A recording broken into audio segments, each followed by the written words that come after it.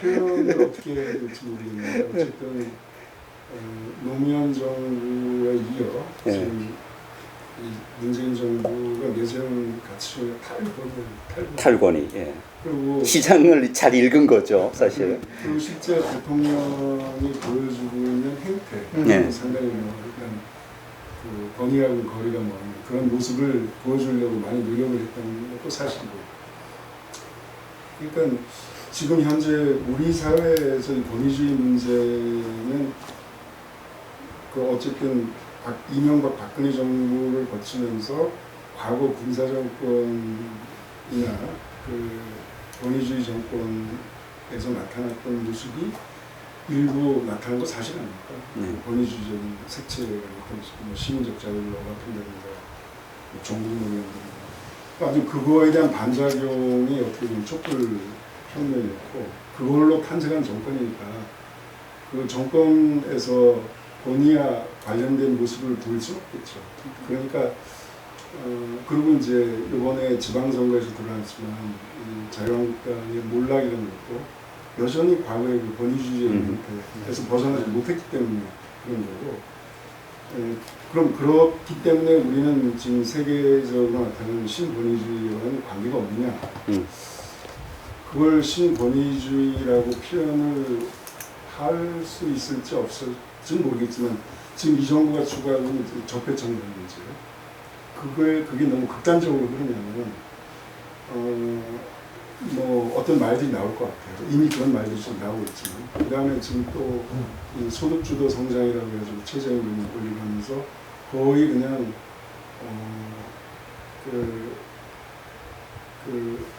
흔들림 없이 그쪽 방향으로 가지 않습니까? 그걸 가지고 지금 김병준 그 비대위원장 한국당 비대위원장 국가주의라고 하는 그런 표현을 지금 썼던데 그러니까 신권위주의는 아니더라도 지금 국가주의적인 행태가 일부 나타날 가능성이 있는 거 아닌가라는 우려는 할 수 있는 측면이 있는 것 같아요. 그래서 예를 들어가지고 또 표현을 프랑스식으로 하자면 에따띠즘이라고 옛날에 미테랑 사회당 정부 때 많이 나왔었는데 그런 진보 좌파 정도에서 하는 그 국가주의 에따띠즘. 그게 결국은 프랑스 같으면 에나 출신 엘리트들 이끌고 가는 그 형태를 에타피즘이라고 해서 니리지즘이라고 합니다. 그러니까 그런 형태가 우리나라 문재인 정부의 소위 진보 엘리트들 사이에 나타날 가능성은 없을까? 그런 가능성도 있지 않을까? 그런 걱정이 좀 드는 것 같습니다.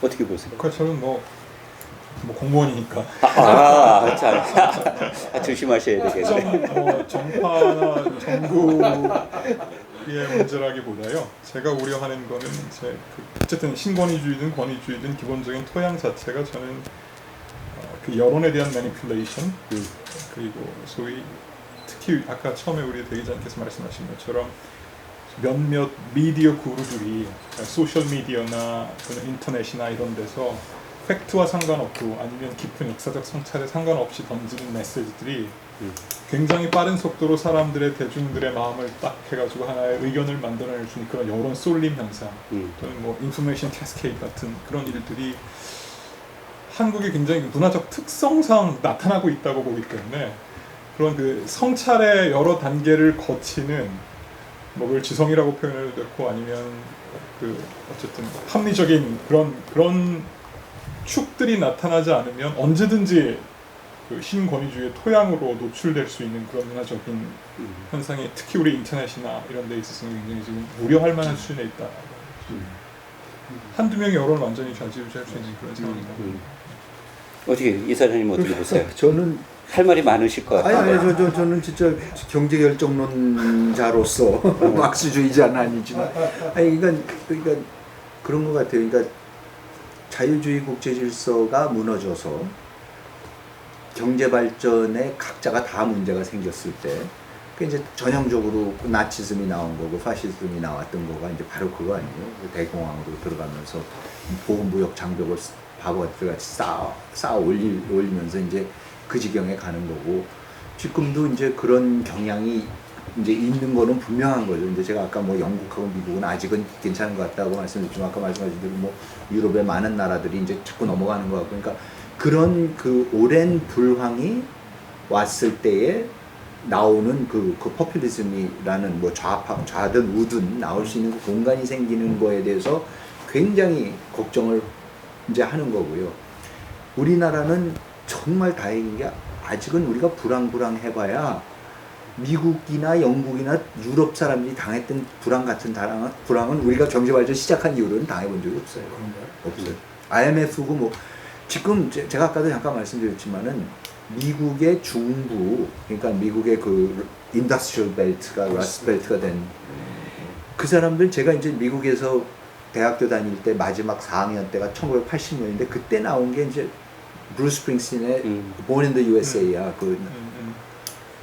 근데 그게 뭐냐면은 도대체 미국의 이 인더스트리얼 이게 다 무너지고 있는데 어떻게 이렇게 나라에서 해주는 건 없고 난 뭐 월남전에나 파견하고 이렇게 뭐 어쩌고 이제 그 얘기였거든.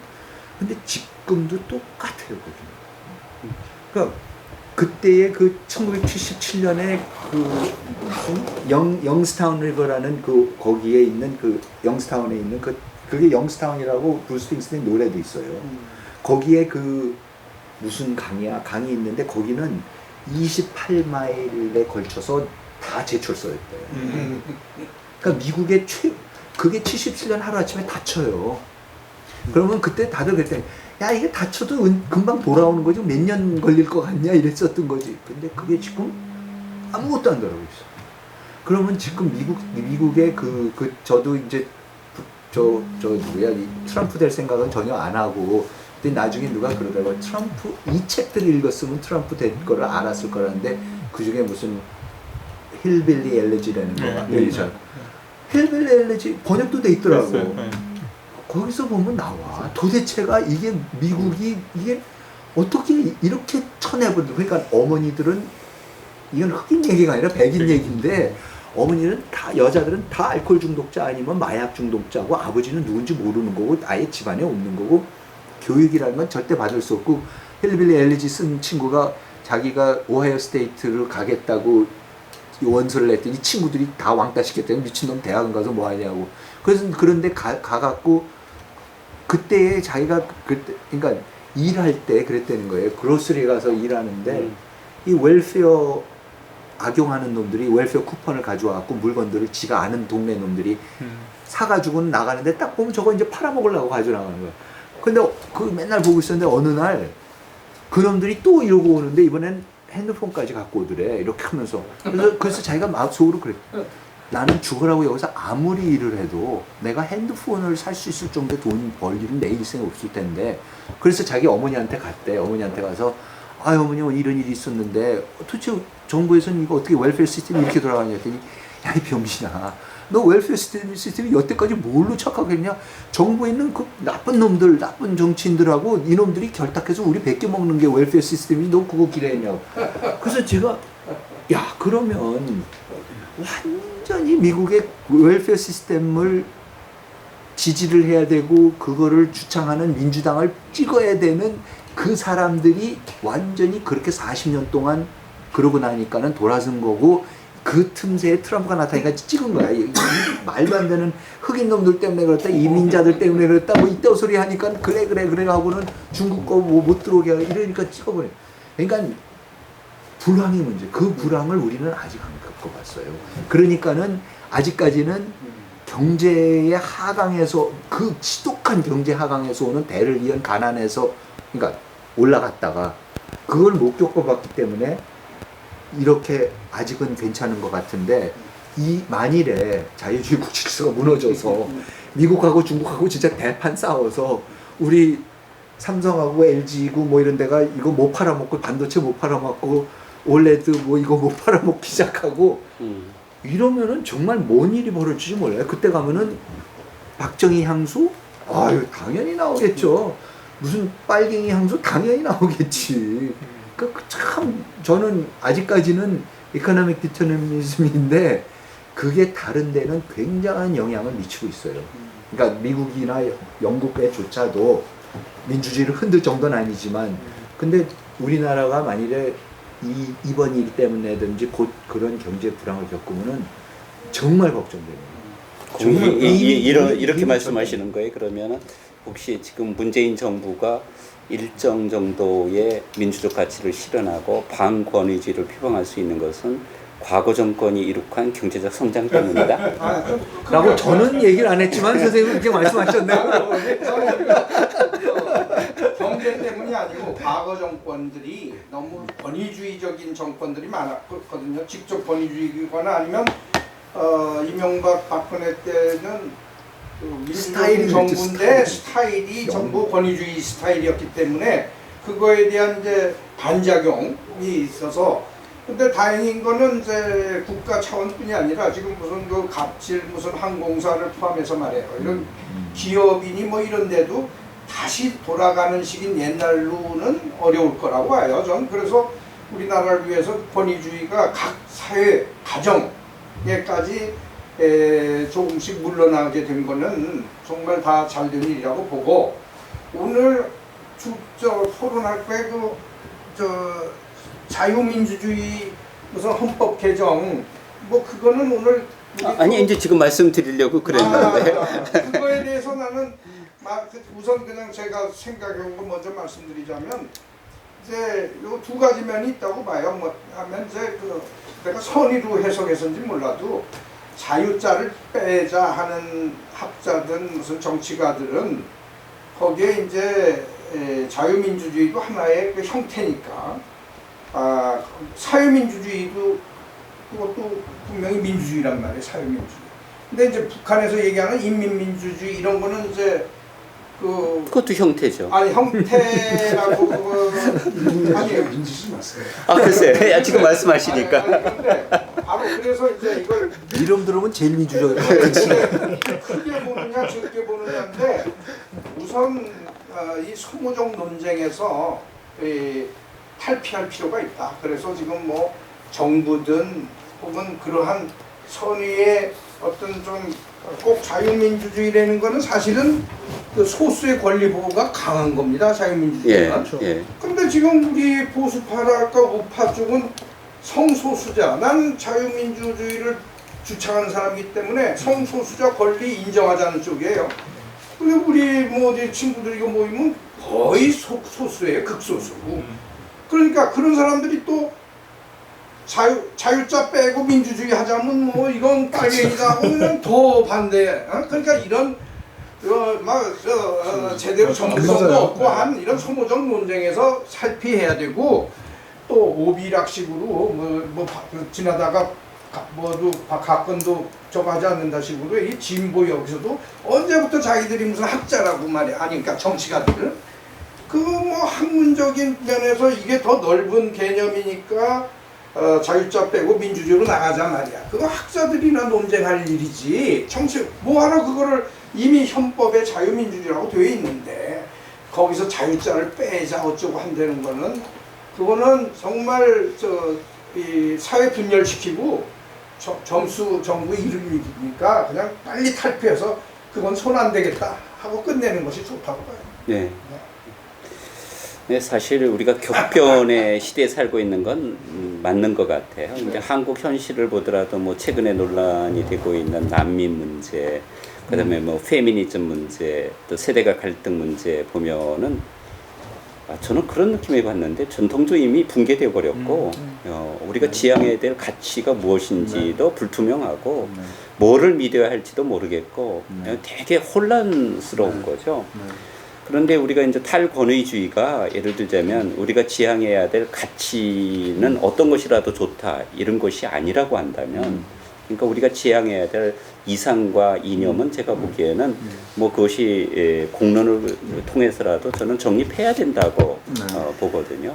이제 그런 의미에서 제가 보기에 이제 이 탈권위주의라는 것이 꼭 이제 바람직한 것인가, 그것이 이제 특히 이제 포퓰리즘과 결합이 되면 또 우려스러운 정치적 현상을 야기할 수도 있지 않은가, 뭐 이런 생각을 해봤습니다.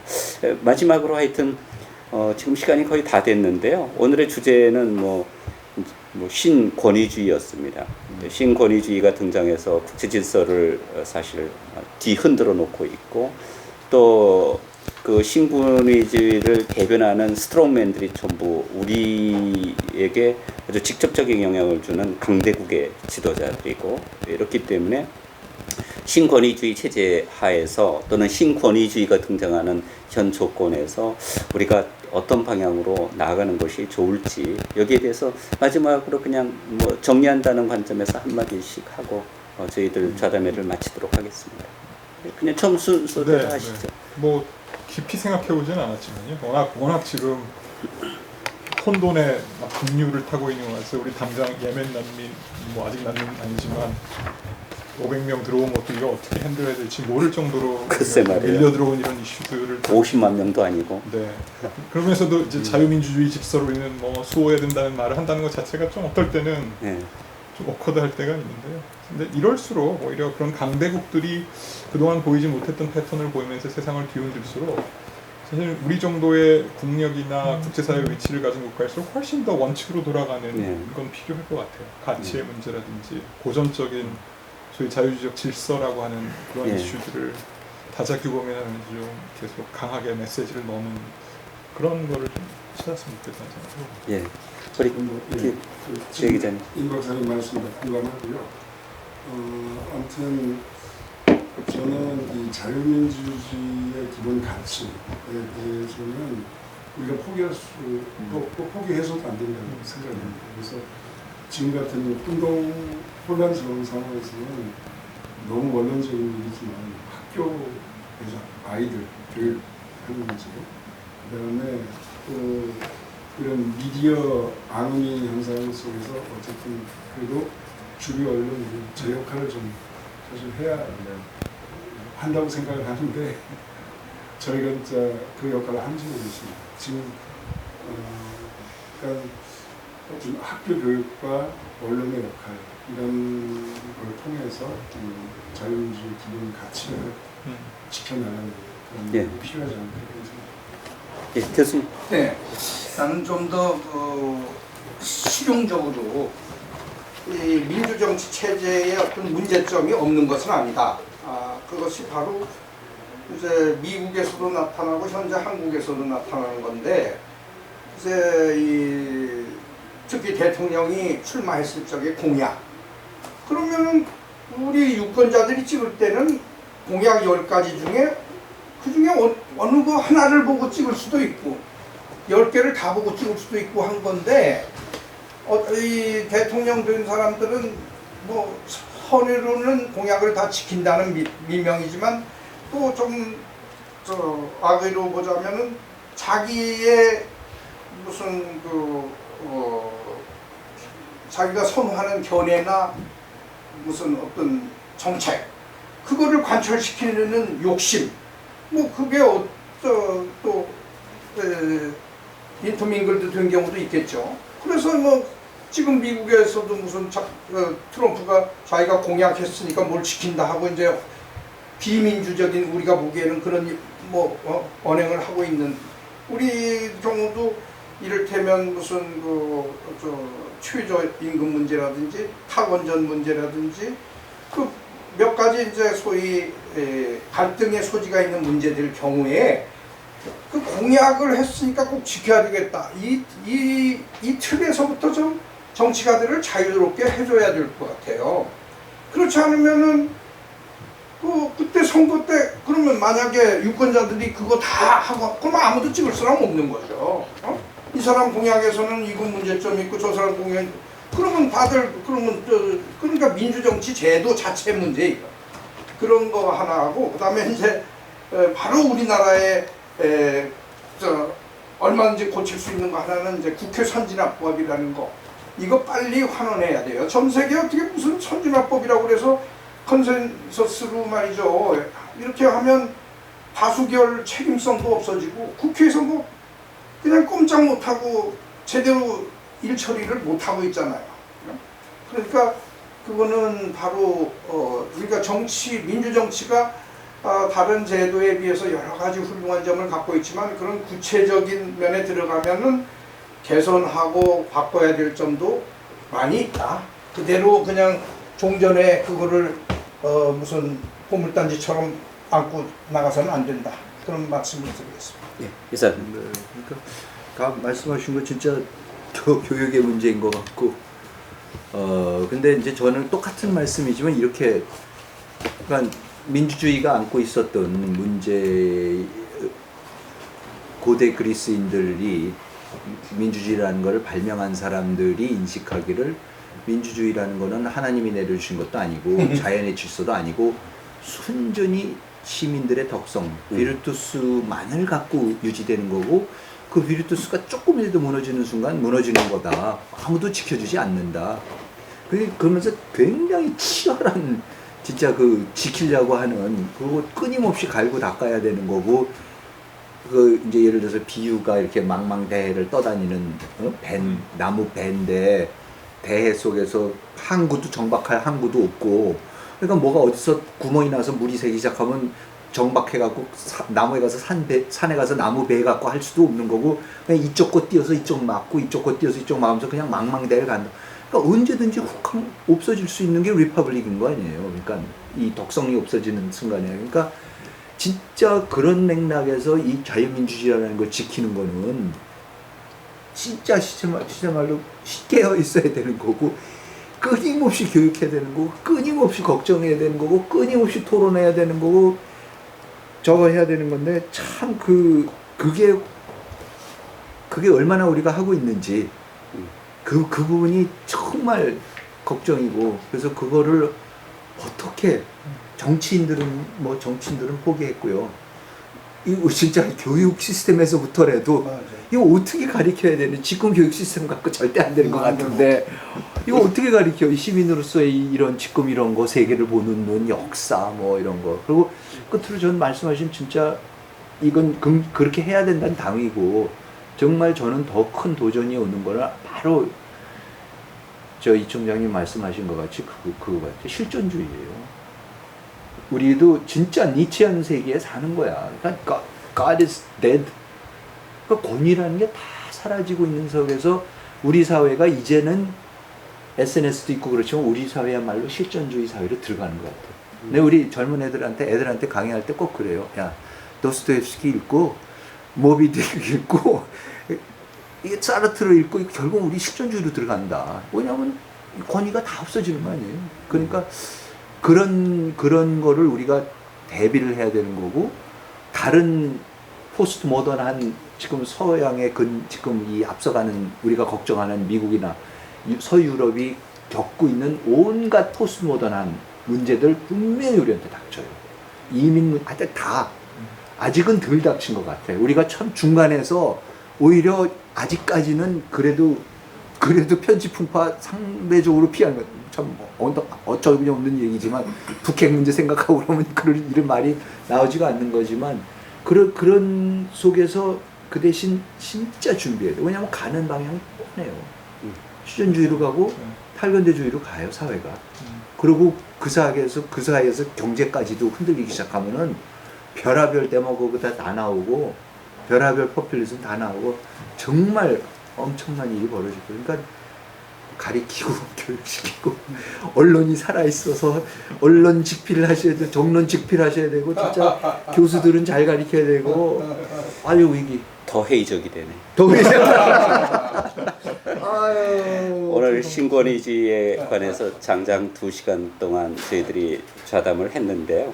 사실 뭐 스트롱맨이라고 불리우는 새로운 종류의 독재자들에 대해서 우리가 우스갯소리도 할 수 있고, 또 외부적인 관찰자로서 뭐 이야기할 수도 있겠지만, 논의를 진행하다 보면 결과적으로 그것이 이제 우리의 문제가 될 수 있다는 것인 것 같습니다. 사실 뭐 우리가 어렵게 권위주의적 체제로부터 탈피해서 민주주의를 새롭게 시도하고 이제 새로운 가치를 만들어가는 과정에 있는데요. 이 과정에서 정말 언론과 교육은 상당히 중요할 것 같아요. 그러니까 신권위주의를 논했는데 도착 지점은 언론 똑바로 잘하고 교육 똑바로 잘해야 된다. 뭐 이런 이야기인 것 같습니다. 네. 자, 오늘 장시간 동안 아주 적극적으로 참여해 주셔서 대단히 감사합니다. 이것으로 마치겠습니다. 고맙습니다.